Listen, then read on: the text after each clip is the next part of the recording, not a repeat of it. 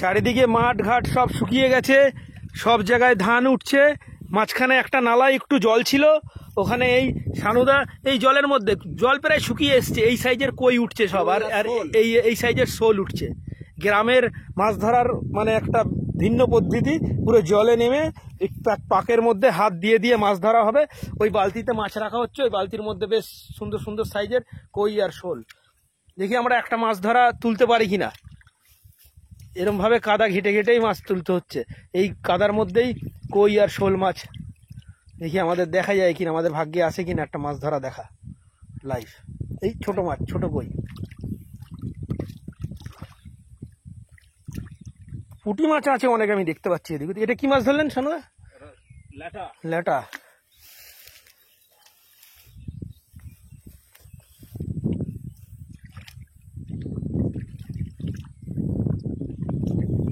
একবারে হুগলি জেলার প্রত্যন্ত গ্রামে আমরা আছি, মাঠের মাঝখানে, ধান ক্ষেতের মাঝখানে একটা গার্ডেনের মধ্যে আছি।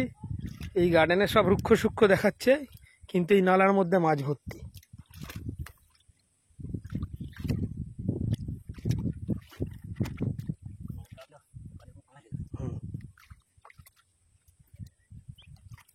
এই অর্ধেক মাত্র মাছ তোলা হলো, এখনো অর্ধেক মানে 1/4, এখনো নালা 1/4 মাছ তুলেছে সানুদা হাত দিয়ে, এখনো মাছ তুলতে পারছে না। এর মধ্যে মাছ আছে, আর এই যে মাছ উঠেছে, প্যাকাল মাছ উঠেছে, বড় শোল মাছ উঠেছে, মাঝে মাঝে কই মাছ আছে অনেক, দেখা যাচ্ছে না মাছগুলো।